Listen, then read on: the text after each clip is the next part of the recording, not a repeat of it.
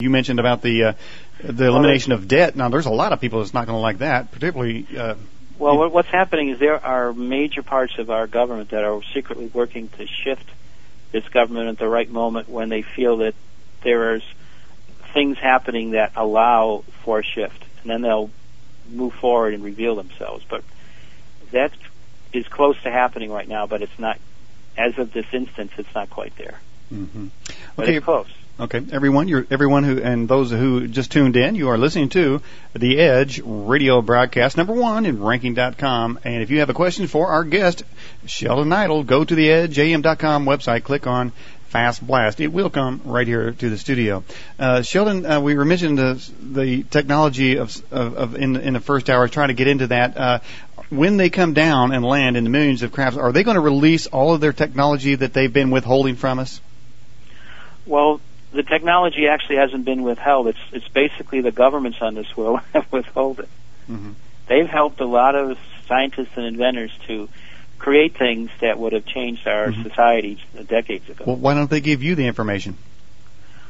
Well, the process right now is that there are things that are going to happen. I can't really start talking about it yet, but there are situations, shall we say, that are getting close to happening for me that will allow me to do some of the stuff that I want to do with it. Yeah, just one more question on those underground bases, and I think you mentioned the government obviously created those. Do you think that, and you said there are aliens down there with them, you think in any of these underground bases there are rooms or areas where they take people to try to get them to convert to their way of thinking?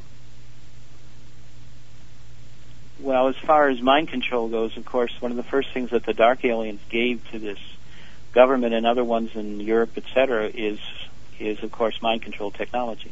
Mm-hmm.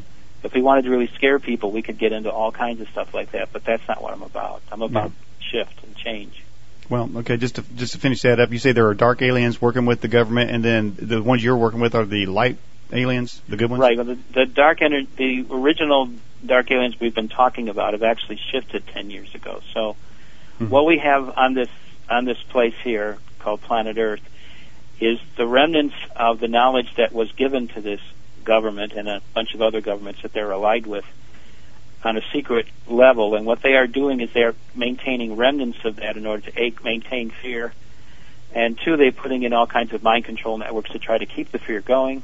Mm-hmm. And also what they are doing is hoarding the technology in an attempt to, as a fallback position. But of course, the Galactic Federation and their allies have technologies far advanced than that. The reason why they haven't come in is because they don't want to create, because they control the media on this planet, all different kinds of War of the World scenarios that people would immediately think of, which of course are ludicrous. Mm-hmm. As most scientists who have studied the whole concept of alien life or intelligent life in the universe or in this galaxy have discovered is that this life has to be, the nature of how it's set up and what it's doing, has to be basically benevolent and advanced, and therefore guardian, overseeing, into guidance, wisdom, bringing forth wisdom, education, etc., and all those things allied with it. Mm-hmm. So the process that we have to understand is not to be afraid of what's out there, but to understand that there are things on our world that have access to a lot of this advanced stuff through their positions of power, and that they are hoarding it or trying to use it to prevent change. Well, Sheldan, that there have been attempts to create change, but they haven't worked yet because it wasn't the right time. And now we're approaching a period which they like to call the divine watershed on our planet, which is going to cause this shift to occur, and we're very close to that. That shift. So what we have to we have to understand then is to work away from the fear and the unknown, which are natural for us as limited conscious beings, and move into a period of trust and understanding and acceptance of what's happening, and then allow that energy, that inner energy, our intuitive heart energies, to come forward and help us understand and shift this whole energy on this planet, because we are shifting. As a species, we are shifting tremendously. There are all kinds of things happening around Sheldan, this planet. Sheldan, I would think that but the large majority of our listening audience would like to see the positive influences that you're suggesting are coming, the change and the shift. But or just 5 minutes ago, we were talking about underground bases and the alien connection there, and the government using that to run their dubious experiments and mind control things. But isn't that already a built-in infrastructure? As I was suggesting, that when the major shift comes, there will be a conflict between the underground bases and the government and the aliens there, with those who are trying to bring in this new shift. So isn't there going to be a conflict there? Let's just explain this, Daniel. The aliens that were there are gone. All that's left are the secret base people and personnel and their technologies. And all of that does not have anything to do with the capabilities of what the Galactic Federation has. So as far as I'm concerned, when we reach the point where contact can happen, all that stuff can be neutralized and shifted. So I don't really worry about that. Right now it's a little bit of a worry because of where they're at, but we have to remember that's not going to happen. That's why I said it's going to be almost seeming like a miracle, because suddenly you're in one world and then bang, you're in another one. Okay. Sheldan, is there any sort of symbol or logo on their ships or on their uniforms, if they have any? Well, most of them that are involved with this really don't use, when they come down to our planet, really use anything that's specific. They try to blend in. There are lots of people living on our planet right now that are Galactic Federation personnel that are just here observing and looking at us and helping us in their own ways. That's there. So they really don't try to stand out with uniforms or insignias or anything like that. By the way, ships, for the most part, don't have any on them. Okay, yeah. Well, I mean, by the way, do they have uniforms at all, or are they alien naked?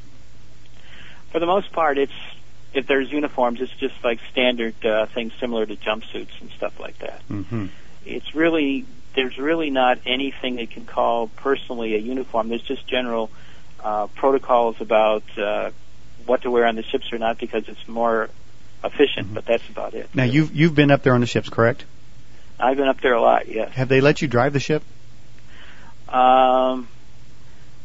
When I was a kid, when I really had opportunities at that, I was really too young to do it, because it requires a really advanced utilization of telepathy in a very mature way, which I really wasn't there yet. And then later on, I really wasn't that much interested in doing anything like that. While you were up there, did they give you any food to eat?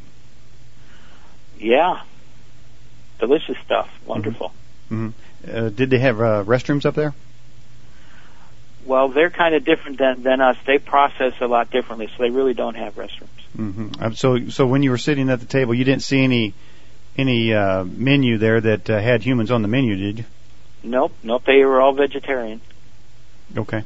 And so, do they grow their food on the ship, or they come down to the Earth to steal it? They synthesize it. They have an energy processor that synthesizes all their food. What is the source material of this synthesizing food? Just standard space energy. So they take pure energy and they turn it into whatever they want. Clothes, buildings, ships, food, whatever's required. That's why I said their technology is almost, to us, would seem like magic.